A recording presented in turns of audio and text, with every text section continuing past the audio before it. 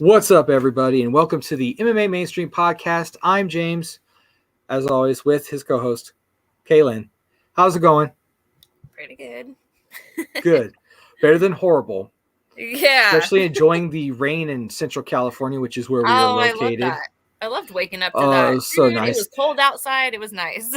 It was nice, but when we haven't had rain in a hot minute, and then I'm trying to drive to Costco to get gas on my break, I'm like, this is a lot of water. People are not used to it. I'm driving slow, trying to be safe. And people were like, get out of my way. I'm like, whoa, hey, be safe. Yeah.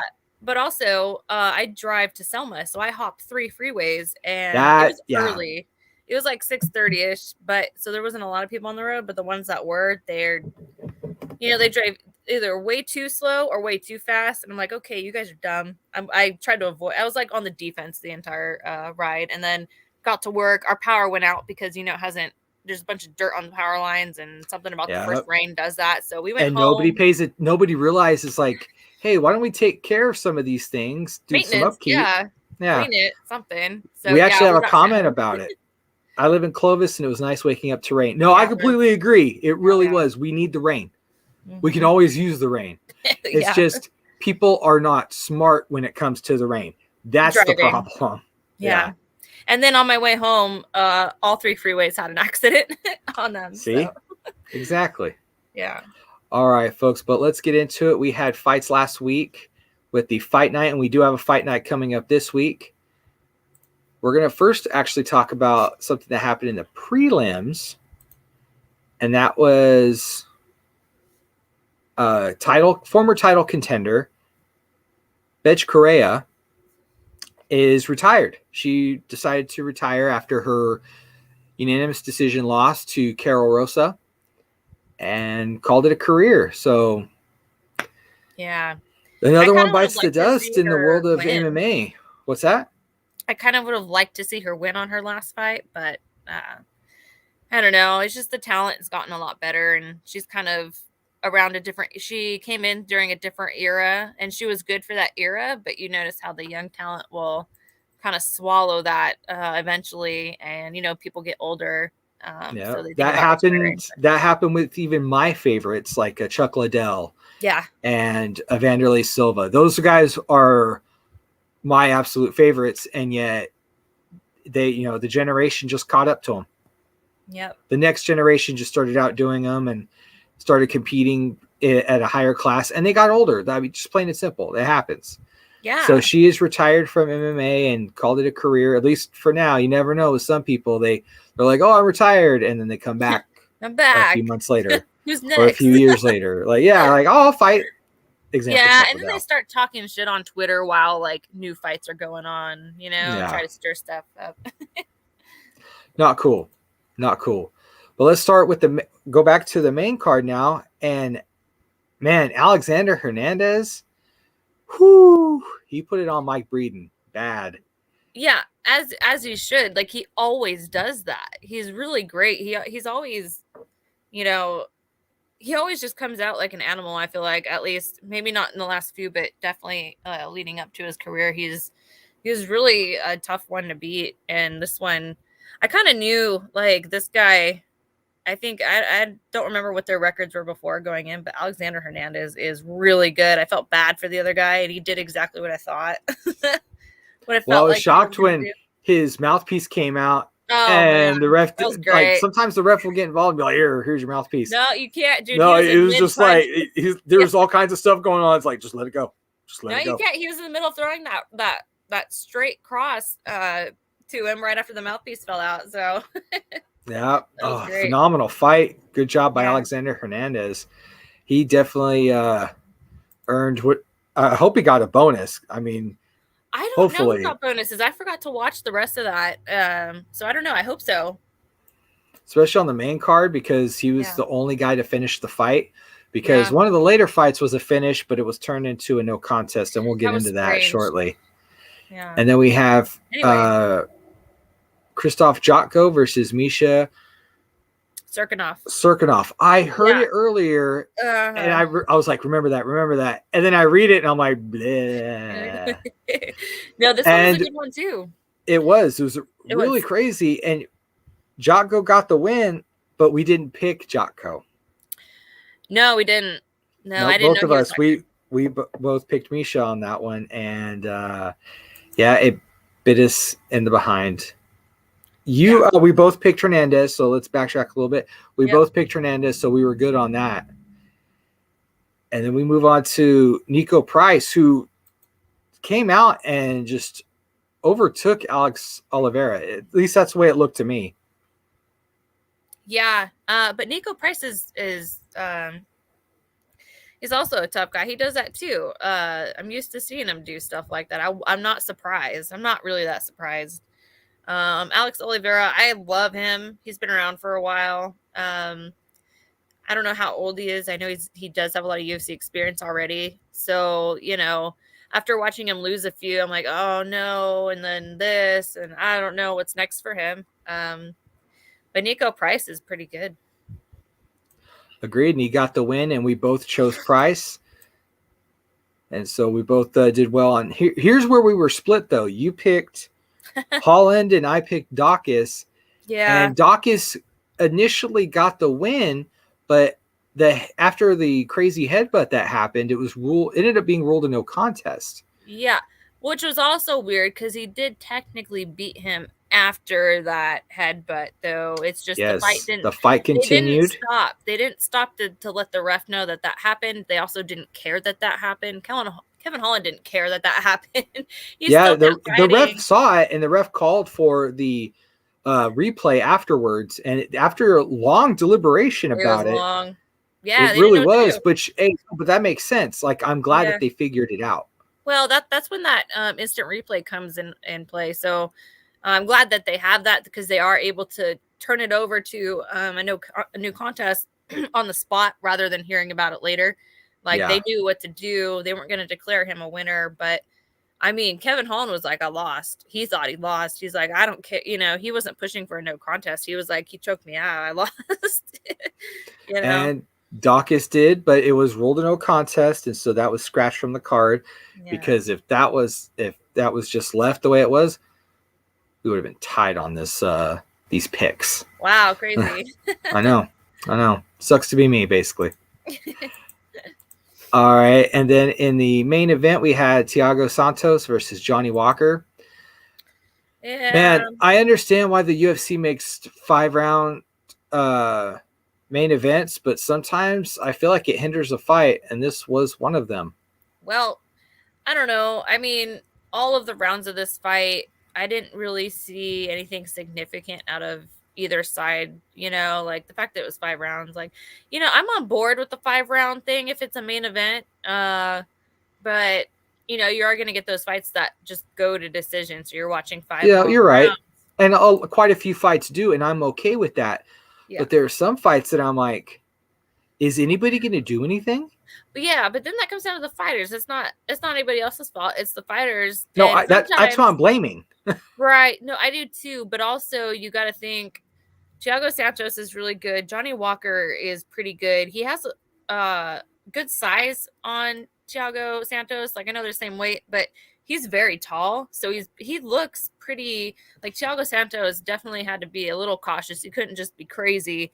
And I think maybe both of them may have had that respect for each other to where they didn't want to do anything dumb or try anything reckless. I kind of wanted to see reckless fighting though with these two. That would be nice, and that would have been amazing, and I think it would have helped the fight overall. Yeah, I mean, it wasn't a bad fight. It was just nothing crazy happened. It is what it is, Very true. Also, going back to Kevin Holland, who after getting that, being in that no contest, was chasing down and apprehended an alleged thief after a pursuit. Man, I love that. If all UFC fighters could just get out there on the streets and get these dudes, that'd be great. Well, we have heard of previous situations of that happening. I do recall years ago, John Jones, with all his problems, running someone down that had stolen a purse or robbed somebody. Yeah.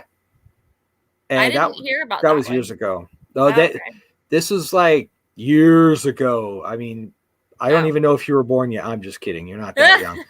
Hey, John Jones is younger than me. Yeah.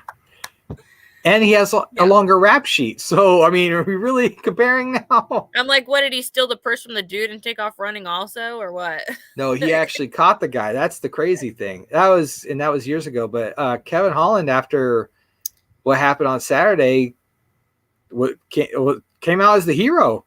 That was cool. I like that. It was awesome. I was glad to hear that. Good for him. Yeah. And then we're going to go ahead and move on to this current fight night that's going to be taking place this weekend with the UFC, with Mackenzie Dern versus Marina Rodriguez is the main event. But we're going to start at the bottom of the main card with Chris Gutierrez versus Felipe Kolaris. I hope that's right. He's from Brazil, so I'm not sure if I'm pronouncing it, how bad I'm pronouncing it. I have no idea, I don't know. It's all right. He ain't watching. But we have 16-3-2 versus 10-2. Both fighters coming off of wins. Yeah. I don't know who either of these guys are. I don't. Well, it looks like one is making his debut in the UFC because he doesn't have any overall stats. I wouldn't be surprised. Felipe is probably making his debut, whereas Gutierrez has already been competing. All right, let's see. We got a ratio of 44% to 20% wins by TKO. He also has more experience, though, too. That's true. But only 6% in submission, whereas Felipe has 50, so he's doing well there. But then yet Gutierrez has the advantage in going the distance at 50%. So we're going to go with the guy who's already been competing in the UFC. And this says his nickname is El Guapo. That disappoints me because there's only one El Guapo in MMA. And do you know who that is? No. Who? Boss Rudin. Really? Yes. Do you know who Boss Rudin is? Yeah, I know who Boss Rudin is. Who doesn't? Exactly. Yeah. He's El Guapo. Is not he? Chris Gutierrez.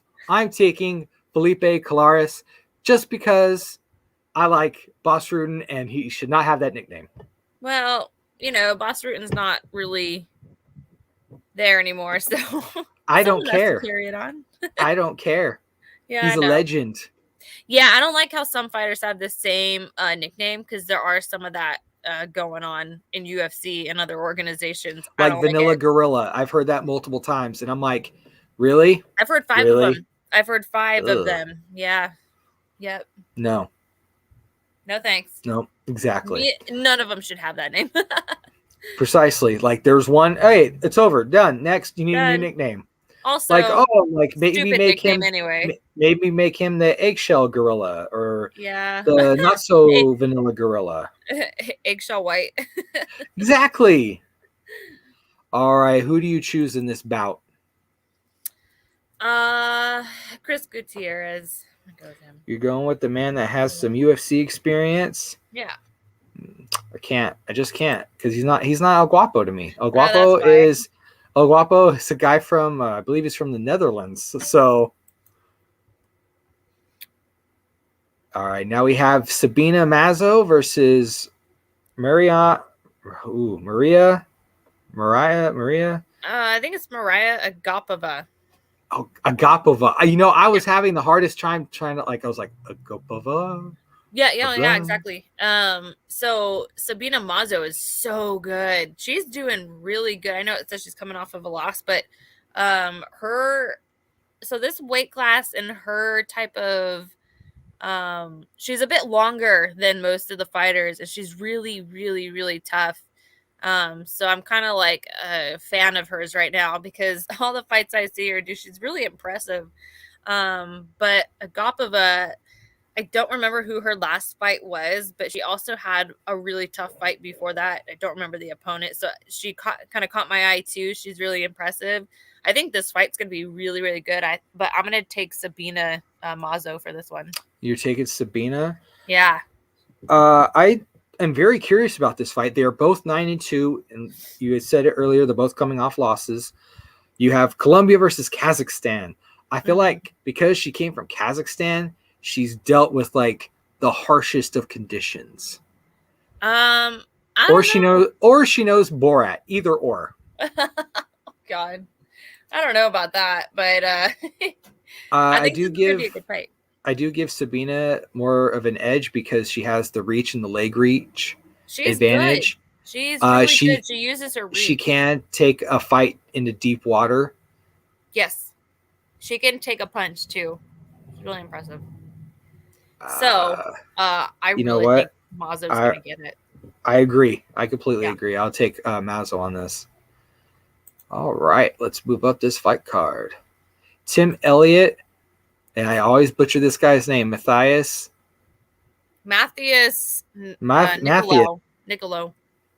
Nicolo. Yeah, I think that's what it is. I would just need to pronounce it like Nickelodeon, and I'll remember it. Nicolau? I think it's Nicolau or Nicolo. Nicolau? Might be Nicolau. I'll say Nicolau because that's what it looks like. Yeah, I think that's what it is. We have 18-11-1 versus 14-3-1. That's a lot of fights there. That's a lot of fights. Yeah. Oh, yeah. And I feel like even though Elliott is ranked 9th. Been around for a while.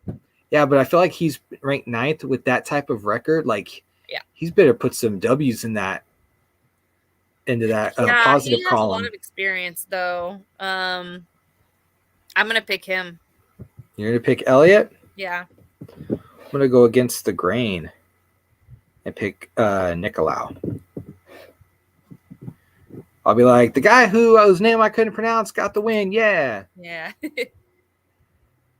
All right. Then we have Randy Brown versus Jared Gooden, which actually I believe it was Gooden who didn't make weight. Oh. Let me double check that for you, folks. Yes, Gooden missed weight by 3 pounds and was fined 20% of his purse. And in that situation, that sucks. I mean, your fight record is 18-6. Have a little bit of professional courtesy. That's what ideally what you're responsible for. Yeah. 3 pounds. Come on, man. It's quite a bit for a guy to miss by 3 pounds. That's kind of a lot. I mean, it's kind of a lot for anybody, but especially a guy. I don't know. I feel like guys have it way easier time cutting weight than girls do. Just because they deal with a lot of other health stuff, that could cause. We went over that last time where. Yes. No excuse. It's not. I'm not saying it's an excuse because it's not, because you have to account for that and deal with it the right way. But compared to a guy, they have a lot easier time cutting weight. So 3 pounds. I don't know what that was about. Maybe he's sick. I don't know. But could have been. Hope not.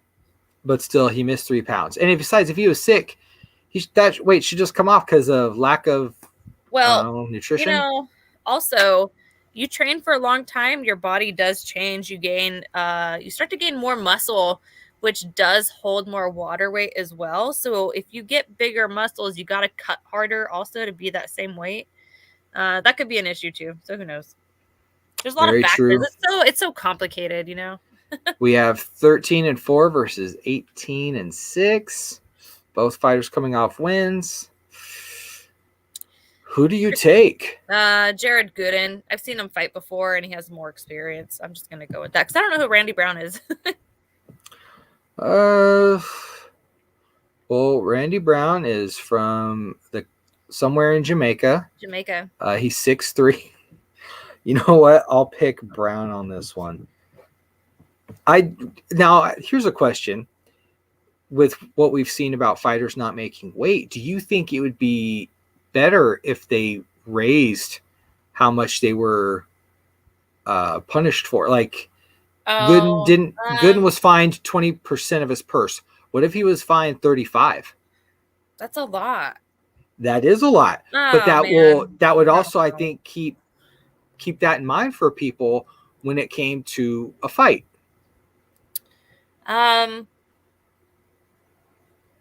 Yeah, I don't know.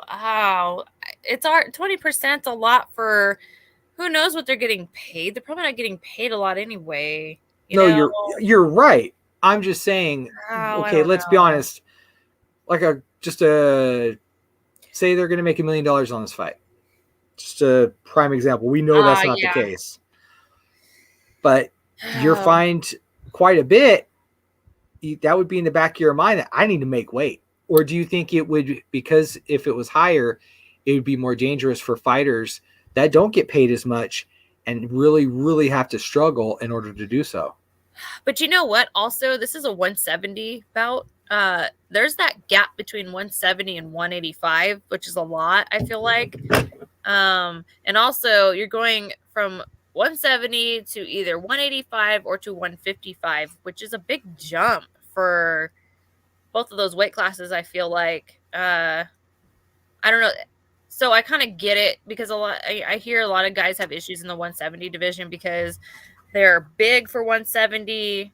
They have trouble getting to 170, but at 185, they're one of the smaller guys. So they want to fight at 170 to be bigger. They definitely cannot make 155 at all. So they're kind of in a weird situation. So the 170 division, I feel like, has a lot of this going on, and maybe it's not their fault. I know they talk about wanting a 165 weight class just to break up that other part of it.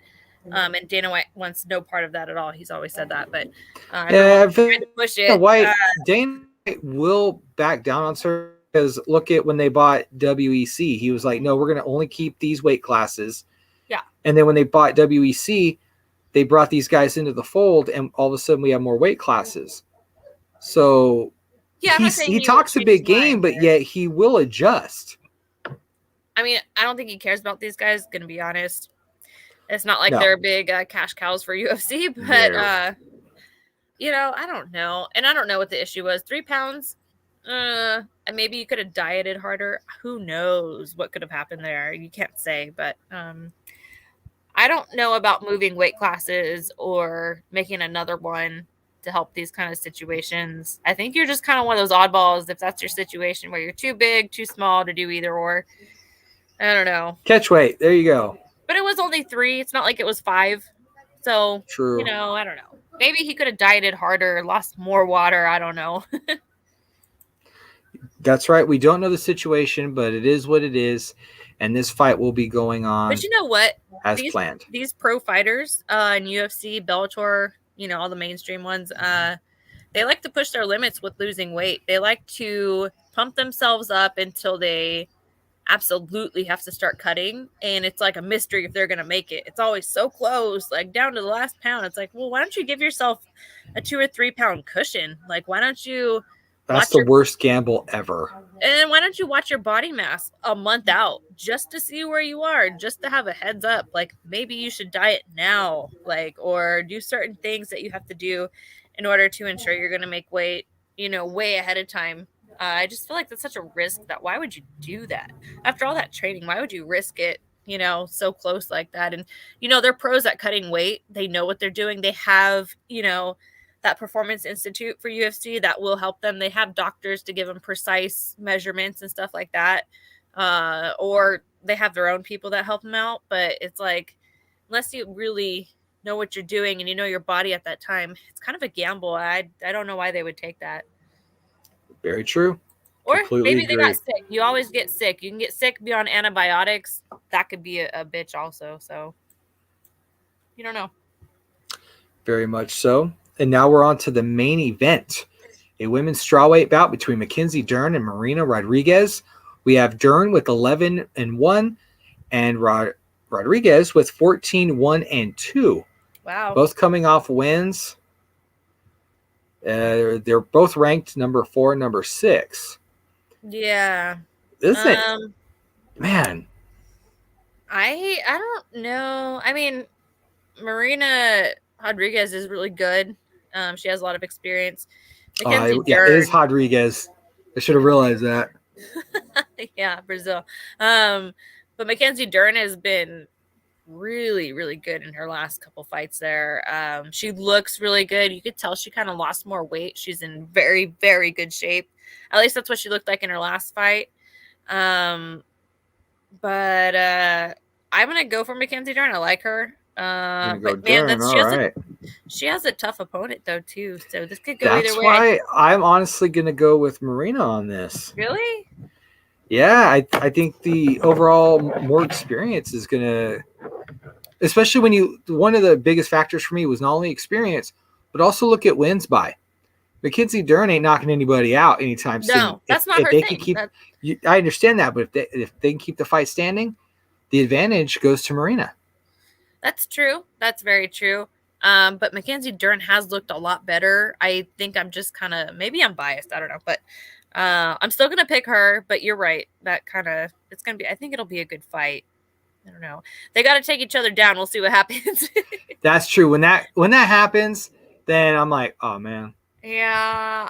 We'll see how good stand-up is for Marina, but I think they're both taking each other down. I think Mackenzie is definitely going to take her down. We'll see what happens on the ground. Yeah, we'll see what happens there. All right. And those are our picks for this upcoming fight night with the UFC. And that takes place tomorrow night on ESPN Plus. So is it a fight night or is this a fight day? Yeah, where's it taking place? Let's see. It's at the Impact Center. Oh, 1 p.m. Oh, fight day. That's fight day. Yeah, it's a fight day. You're right. Yep. But one of the fights was scratched from the card, unfortunately, and that was Chris Curtis versus Philip Haas. And Haas was, let's see, he didn't make the trip to the scale. He declined the last-minute replacement, which was Chris Curtis, who was stepping in for Darian Wynn, who was injured, and the fight would have taken. That new opponent would have been less than 24 hours notice, and so Haas was like, "No, I'm good." He's like, "I'm out." I declined. So I understand that. I mean, you're prepping for one guy, and then within not a day even of the fight, days, but a 1 day notice, like. And it's one thing, of course, if it's a title fight, that's a bigger deal. You could see why somebody might stay in the fight. Or at that point. This time, exactly. You could be picky. At this point in your career, you could be a little picky, I think. Completely agree. Yeah. And then we were talking about weight cuts earlier, and Aspen Ladd is going to be competing against, I had it here earlier, against Norma Dumont. So Aspen Ladd was supposed to fight, was it last week? Yeah. And that fight didn't happen. She was going to fight Macy Chasson. Yeah. And the fight was canceled on the day of weigh-in. Yeah. Because she came in a pound heavy. Yeah. This lady has trouble making weight. Yeah. Do you think she should be competing at a higher weight class? It depends what's going on. I don't know. It depends what's messing you up. Is it your body size? Is it your body structure? Because like I was talking about the 170 division, this could be the same situation, but for women, it is a situation for women because their weight classes, you got to be a certain frame and you got to have, a certain body fat percentage to even make some of these fights. If you're going to cut a lot of weight, it's more risky with women. If you're going to cut more weight, you got to make sure you're spot on. You got to have everything prepared ahead of time, just in case. Like Aspen Ladd's excuse was she had female problems on her menstrual cycle, and it's like, okay, we all know women have that, so why would you got to prepare extra. It's unfair. You got to prepare extra for all that stuff, and sometimes it doesn't work out. And I don't know. And for women, I think losing water weight is more detrimental. I know, just even being a regular girl and having that go on, like you literally want to feel like you want to faint sometimes, like out of nowhere when you have that going on. So it's just a little more sketchy, a lot of more factors you got to deal with. But I think moving up would be a good experience for her to see what happens there, because she won't have to worry about the weight cut at all. I think maybe she could even build her body up a little more to be a little stronger. Cut less, be stronger, bigger, feel better. I just don't know what the rest of that division would look like for her if she would have trouble with those opponents. But I think if you're having trouble 2 times in a row, or however many times she's had trouble making weight, I think it's worth a shot to try. So now she's actually taken the place of Holly Holm, who is injured. She had a knee injury, and so Aspen Ladd is sliding into that spot to take on. I don't think they should have given her that slot. Well, I feel like this is like a last ditch. Like if you don't pull through and fight, No, she will. You're done. I think she's like extra ready now, but I think so too. You just gave someone that messed up a shot when someone else that, you know, may have took it more seriously the first time. I don't know. So that's going to be that. And speaking of women's MMA and Bellator, it was announced that Chris Cyborg will be competing against Sinead Kavanagh November 12th at Bellator 271. Yeah, it's Cyborg. I like Cyborg. It's also why we're talking about Chris Cyborg. Mm-hmm. She's badass. And Kavanagh is 7-4 in MMA compared to Cyborg's 24-2 and 4-4 in Bellator compared to Cyborg's only 3-0, which is kind of surprising. Yeah, you know, though, I remember the fight with Cyborg when she was still in UFC. She fought Felicia Spencer. No one knew who the hell she was, and she put up a good fight for all of the rounds. She didn't get finished, and she also cut her open. Huge cut on Cyborg's forehead from a really nasty elbow. She kept throwing those. It was really cool. So I feel like Cyborg's of course going to win, but also you can't just jump to conclusions with fights like this. You still don't know. I was impressed by Felicia Spencer in the UFC by putting up such a good fight against Cyborg when she did, because nobody expected that. So I don't know. And then Cyborg, we've already seen her. She's not invincible, you know. We've already seen her lose. So, you know. Lost twice. Yeah, it could happen, but I feel like Cyborg will get this one, though. As do I. I do feel the same way. And it's Cyborg. She's on top 5 of the best female fighters ever. Like, we cannot deny that. The world. Yeah. No, I mean, and I mean ever. I mean ever. Yeah. Like, when she's off that list, I will be long dead by then. Yeah, her as well. Exactly.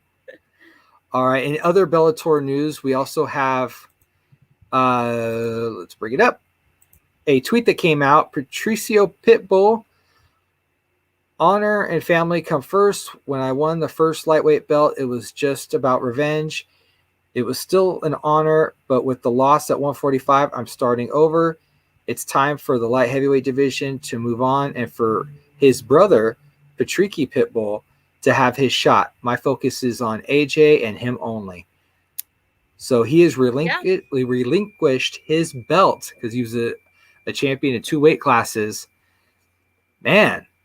Yeah. That's awesome that he's doing that. And now his brother is going to be in a title fight. Yeah.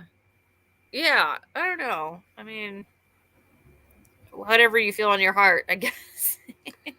That's true. But I think he had AJ McKee snapped a 7-fight win streak for him. So I think he's like, I really need to go after this guy. This is where my focus should be. Too. Yeah. So sure. I completely understand why he let go of the belt. That's good. He wants that back. He's serious about it. So that's good. What was going on with his brother?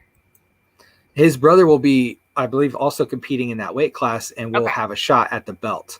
Right. Yeah. So, that's a weird situation, right? You have very weird. Literally a sibling doing the same thing. So yeah, he's like, we're in the same weight class. Let's duke it out, bro. That's weird, right? That's weird. That is weird. I don't believe you ever saw the wow. I am getting really old because I cannot remember this stuff. Yeah. Shogun and Ninja, they were fighters. Shogun, do you not recall from the UFC? Yeah, of course. His brother fought. He has a twin brother. Wait. That they didn't fight. They both competed in MMA. Shogun had a brother? Yeah, he has a twin brother named Ninja. His nickname's Ninja. Oh, okay. Did not know that. Yeah. I know who Shogun is. Both of them competed in Pride at the same time. Oh, they never fought Pride. each other. Okay. But they were also, I don't recall if they were in the same weight class or around the same weight class. Oh, man. And they were brothers that competed in MMA at the same time. So there have been siblings that have competed in mixed martial arts. I do not recall of any that have ever fought. I think the closest we ever got to siblings fighting in an MMA bout was, one, the fictional movie Warrior. Ugh, Barf. I love that movie. Anyway. And 2, even though they're not blood brothers, Frank and Ken Shamrock was rumored all the time years ago. That never happened. That would have been an awesome fight because they had 2 totally different styles. That would be interesting, and I'm glad that doesn't happen. I'm glad that wouldn't happen now, but back then, I would have been like, maybe just who's getting the pay-per-view? I'll bring food. Right, like all the money you would make off of both of those guys, whoever is fighting. It's funny. I was just thinking about Shevchenko and her sister. Her sister fought last weekend as well on the prelims. Yep. She lost, unfortunately. I feel like she loses a lot. I don't know. I hate watching her sister lose. So I'm like, man, I wish they were both on the same level. And Antonina has a harder time with her opponents, obviously, than champion. But I don't know. But I think she's in a lower weight class. I think she's strawweight. Because Valentina's 125 champ. Yeah. I think Antonina is 115 strawweight. But so that we do have sisters in there that no one really talks about too much, I feel like. But I don't know how I feel about family members fighting each other. We always hear about those friends situation where training partners fight each other, and that's even kind of weird. I think siblings fighting each other would be interesting, but it would I feel like it would break down into like the dirtiest fight ever. Like I don't know, like grabbing them by the hair and then punching. Like no, where's the honor? No, I feel like they'd be the opposite. I feel like they wouldn't want to do that for the most part. I feel like. Well, it depends on the siblings, I guess, because depends how close you are with that sibling. Exactly, because some siblings would just be like, "What? We can fight each other and not get in trouble and get paid and get money? Yeah, let's do it." But that would sell so many pay-per-views if you had siblings fighting each other, though. Oh man! Well, let's be real. Let's take somebody who makes a lot of money in a pay-per-view, like Conor McGregor. Yeah. Wouldn't it be interesting if he fought his brother? Yeah. I don't know if he has siblings. I have no clue who his family is, but I think it'd be interesting if he was like, "I'm gonna kick your fucking ass," and calls them all kinds of other curse words and talks about his mother, who is essentially his mother. Yeah. Just to sell a fight. I think I'd be all in on that. I'd be like, all right, I want to watch this. And to see the embedded with the guy who's never trained MMA, he's like, I'm new to this. I don't know what I'm doing. Man, and that clearly wouldn't take place in the UFC. I don't know how I'd feel about that. But that's interesting about Pitbull. You just do what you got to do, I guess. That's true. And I can understand why his focus is on that. Yeah. I think AJ McKee has been a big thorn in his side. Yeah. And losing in the way that he did, he's like, I got to get that win back. I guess so. It's probably driving him nuts. I'm glad he's not okay with losing. I love seeing that. That's very true. I agree. Another situation with women's MMA. We have your girl, Kayla Harrison in the news. Well, not her. I shouldn't say her, but it was Taylor Gerardo who came out and said she'd received a lot of negative attention as it pertained to her upcoming fight with Kayla Harrison, October 27th. I think that's really weird. Like, I understand there's a lot of trolls on the internet. Wait, what kind of what was going on exactly? Like, what kind of trash was she getting?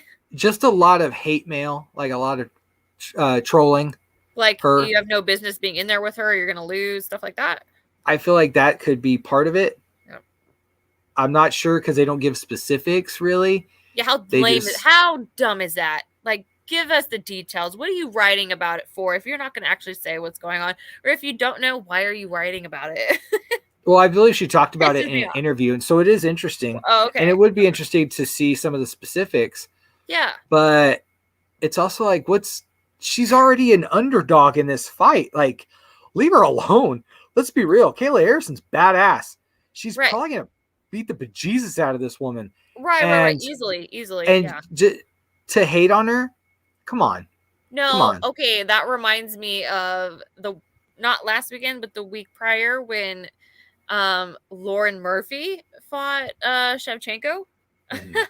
I don't know if you remember listening to the commentators. They gave her no credit before she walked in that octagon. They were already talking trash. I do remember you mentioning that. Before she even walked in, during the entire fight, didn't give her credit. Like, I think she landed a few. I'm not going to say they were great. They touched Shevchenko, dismissed that completely, didn't even talk about it. You think they'd like, oh, well, you know, she got her right there. Like, nothing. No. Like, she had nothing. The commentators were putting her in the dirt before she even walked in there. And I was like, wow, I mean, they could at least talk about it in objectively, but not at all. Not at all. Even the commentators. And I think something came out about that shortly after. I saw Lauren Murphy admitted, you know, I couldn't do shit in there. She was way better type of thing. But it was in response to what the commentators were saying. And I'm like, yeah, I noticed that for sure. But yeah, I mean, they were pretty harsh. DC was pretty harsh on her. I mean, that's not cool. I was surprised, but I mean, we all knew she was going to lose. We didn't know when or how, but it's like, man, those commentators went to town on already knowing that. And it's like, well, you can give her some credit instead of just treating her like a piece of shit going in there waiting to get knocked out. The one thing I do think is interesting with these fight nights, because they're at the Apex Center, we saw primarily with Kevin Holland, when DC would say something, he's like, that's right, DC. That's right. You can hear him. You can hear him. I thought that was funny. That got me. I was that. like, what? I'm like, how the fighters right there, they gotta be able to hear what they're saying sometimes. Also, I know that a lot of commentators like to coach while they're commentating, and I feel like the fighters can hear that sometimes as well. It reminds me a lot of Pride, because the Japanese fans would be so quiet that you could hear everything going on. Right. Yeah. Yeah. We do have a comment about the Kayla Harrison situation. Chris Rockio says Kayla Harrison is Matt Hughes as a transgender. Yeah, probably. I mean, she's legit. Same thing. Legit transgender. I mean, she's not transgender. She is a female. Because we've have our. She could be. She probably could. There's quite a few dudes I know she could beat up. Like a few. Simple. Most. Fact. Not a few. I'm sorry. Most. You're right. Maybe half of the population there. Yeah. Yep. Yeah. Agreed. So we do have some sad news in the world of kickboxing, and it's only sad because the fight is not taking place. God, I was so ready. Alistair Overeem versus Rico Verhoeven. Yep. Is not taking place. My hero's name. Verhoeven. Yeah. That is not taking place. Overeem suffered an injury and has withdrawn from the fight. No replacement opponent has been announced yet. Sad. That's so sad. No, there is an opponent. There. According to that article at that time, there was not. Right. So I posted today. It's Benjamin Sadiq, who's going to be his new opponent, who is a Glory kickboxer. So it'll be good. They're both good fighters. I think. I don't remember last time Sadiq fought, but I think Rico will still destroy him with how good Rico is right now. I'm bummed out to see Overeem not fighting, but Sadiq's good also. He's been in there for a while, so all those heavyweight kickboxers in Glory are very good unless you're newer. I've noticed that those veterans will pick them apart very easily, so I think it'll be a good fight. Glad he has an opponent, so his fight's not getting canceled. So good for him. It's just a different fighter. Yeah. Because do you think, all right, since he's still on the card for kickboxing fans out there, do you still think that, you know what, I will still... Okay. You wanted to see Alistair Overeem, and Alistair Overeem has a lot of crossover appeal for MMA fans to be interested in purchasing this fight. So do you still think that there is some appeal to still... Or is it now just kickboxing fans going like, okay, I'm still down for this? The Glory fans are like, okay, that's cool. I'll take it. But you're not going to have any MMA fans watching that fight, unfortunately, unless they love kickboxing as well. So some of them do, but definitely not going to have as big of a draw as Overeem. That's for sure. Dude, Overeem, anything he does from now on is going to have a big draw because of his career that he's had already. Especially Glory fans will know he was in Glory for a long time and was a very good kickboxer for his career is huge. And I'm surprised he stayed in UFC for as long as he did. But for him to come back to Glory, I was really excited because I always, I'm always down to see that. That's great. I love Glory. And I like that he went back. So I don't know. And I know he's injured now, but I don't know if they even make that fight later. Do you think they'll make that fight later? I'm not. I would like to think so, but I don't think they will. I think he'll fight in Glory. Yes. Maybe. Do I think they remake that fight? Probably not. Rico is kind of like I don't know. He's the champ, so I don't think they're just going to feed him whoever. I think they're going to calculate it for their pay-per-views because they do.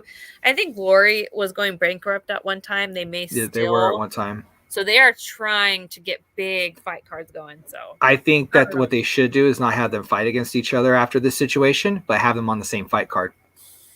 Or maybe stagger it and have them on a different fight card because then you still have the name appeal and you could still bring in different fans. But also Rico's a champ. He fights and then what? You don't see the champ fight very often back to back either. So when Rico... No, I don't mean back to back. I mean whenever something would take place. Like how often do Glory fights happen? Not that often. I mean... Not that often, really not. And I just don't think that this fight's going to get made immediately after either. I don't think so. No. And if I don't anything, think Rico, I think it would be maybe a year or two, year and a half away. I don't even know when Rico's going to fight again, period, no matter who it is. You don't know. He's a champ, so it's few and far between with champs. All right. Well, that sucks that we don't get to see this fight coming to fruition, but we still get to see the champ compete. For it too. I was so excited for it. I know. That's why we were talking about it all the time. I know. It sucks that Overeem's like, oh, the horse meat didn't do it. I'm injured. Yeah. So that sucks. Yeah. And we do have some other really, really sad news to discuss. A fighter passed away earlier this week. Justin Thornton passes away. His last bout was against, where is it? Dylan Keckler. And that was at BKFC 20. Yeah, it was really interesting. Thornton's career wasn't the greatest. He was 6-18. He started competing back in 2008. 6-18? Yeah, and then he lost in 18 seconds. Yeah. Okay. To Keckler. All right. 6-18. What? Yeah. Oh boy. Okay. And it's just unfortunate. They at this time from this article, which was early in the week when it first came about his passing, he had been hospitalized since the fight and had been on a ventilator, but there was no exact cause of death at that time. I don't know if that has changed. I hadn't seen anything. Oh, yeah, it was pneumonia. It was pneumonia? Yeah. Oof. It was I don't know if he got COVID or not. It sounds like COVID. Maybe because he'd been in the hospital for quite some time. Yeah. That could have been. He probably caught it being in the hospital. Who knows? People Probably, are doing that now. They're catching pneumonia from, I know that's like the final stage of COVID. You get the pneumonia afterwards.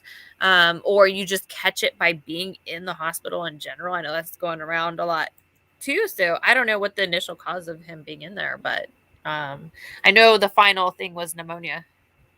But regardless, it's still sad that somebody passed away from, and he was in the hospital since the fight happened. So since I don't know what August. happened there.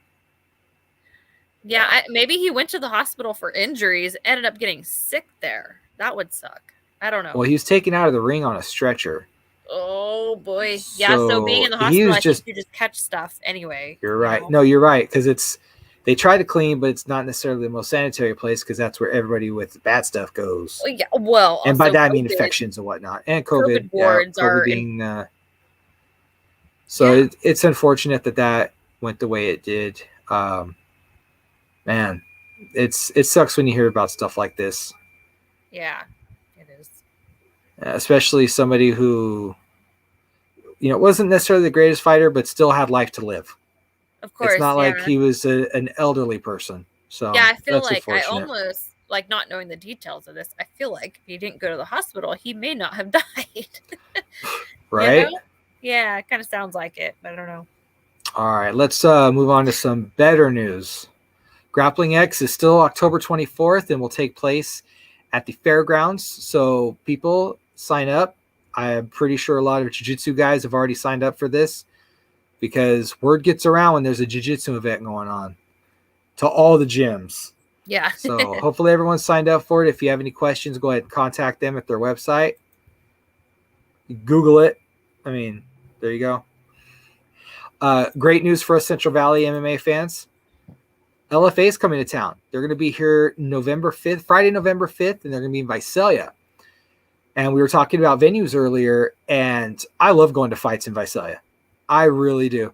I've been to one or two at the ballpark for 559 fights, which is great because it's all open air. Right. And just the whole atmosphere is fun with the bright lights and everything. Yeah. It's great.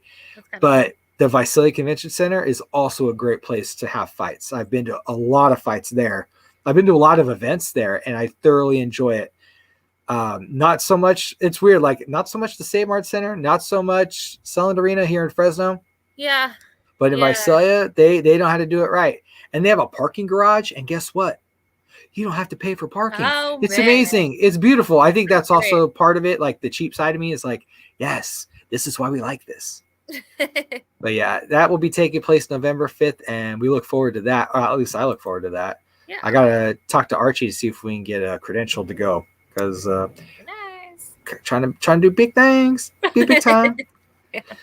Also, I believe it's either tonight or tomorrow. I don't recall. I don't have the information in front of me. Bare knuckle fighting is on tonight. I think it's Saturday. Is it Saturday? I believe it's Saturday. It might. Yeah, I think you're right. That's why, because sometimes it's on Fridays. That's why it throws me off. It's mostly on Fridays, I thought. Yeah, usually we're like, oh, when's it going to be on? And then we look, and it's like, oh, it's like on now. As we were speaking. Yeah, that's cool. Yeah. And it's tomorrow. Okay. Good call. So, folks, you can catch bare knuckle fighting tomorrow. You can catch UFC tomorrow, which is on earlier in the day. Yep. Crazy day of fights. You have Joe Riggs versus Melvin Gillard, and I believe Crystal Pittman from Visalia is also going to be competing on this card. So, for tomorrow? Yes. Oh, that's great. Good. Yep, that will also be happening. So you can check out a local fighter and see some UFC veterans competing in the main event. All right. We've had a really interesting week of MMA talking about, unfortunately, death and bad news, some crazy and news. Kevin Holland being a Good superhero, news. apparently. So yeah, it is what it is. You went to the pack fights last week to cheer on one of your teammates. Tell us a little bit more about that before we go. Yeah, so they had amateur kickboxing out in Selma, out at a park. It was right next Pioneer Village is what it was called, but it was directly in front of Cattleman's restaurant. I don't know if anyone knows where that's at. Oh man, did you go get a steak afterwards? No, I wanted to. I don't care about the fight results. Did you eat? No, man, I wanted to. Everyone else went home, so I'm like, oh, I'll just go home. I was tired too, but I was like, man, that sounded really good. No, but so Manny Mancha's kickboxing gym had Mariano fight, which is the gym I go to. So he's a teammate. We've worked together a lot. He won his fight, so it was really, really great. But also his fight, I think besides the main event, was the most exciting fight of at least all the fights that I saw when I got there. And I got there, I think after the first fight started. So I've seen most of them. His was exciting. He looked like as if he's been fighting for a while.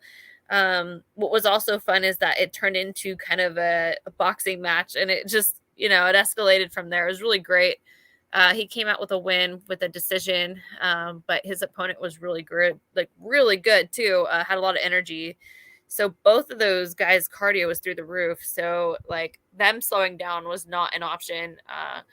it was really great to see that. I miss going to fights. I was glad to see that. And also a teammate that won that I've worked with before is always really good to see. So everyone is happy. Now, what made the fight so good? Was it the consistent pace, like the throwing? The pace was crazy. They had so much energy. So first round, he came out and his opponent had a lot more. It looked like he was had a lot more energy, was throwing more strikes. But then also what was crazy is that the second and third, Mariano came out and upped the energy. But also his opponent didn't exactly get exhausted either. So I was like, oh my gosh, this guy's not tired. I thought he was going to be tired for sure. And but both of their energies went up and the fight got better and better. Mariano, I believe, won the in my opinion, he won the second and third. So, but tough fight for every single round. So I was really excited that he won. So good for him. Shout out to Mariano. Good job. All right. Awesome. Do you happen to know when the next pack fights are going to be happening? Yes. April of 2022. All right. So there's a good amount of time after the holidays. All right, cool. Oh, yeah. Good amount of time. We will definitely be looking forward to that. As far as I know, it's going to be at Fresno City College. I'm actually looking to do that one. We'll see how things go. It's a fair enough amount of time. So, but I don't know. We'll see. But that's why I'm very excited. I think I might be able to do that one. So we'll see. All right. Hey, don't forget, we got to get those credentials for somebody. Credentials? Dude, don't worry about it. All right. Cool. Because then I can cover the fight. We can talk about it the next week. Absolutely. That would actually be a very, very good idea, especially to promote local fighters. That's where you want to go as far as local fighters go for kickboxing and Muay Thai. So. All right. Then now I know. And knowing is half the battle, like they say in G.I. Joe. I can get you in touch with the promoter. We'll see what happens. All right. I appreciate that. That's going to do it for us here at the MMA Mainstream Podcast. Thank you for joining us, folks. And we will see you guys next time.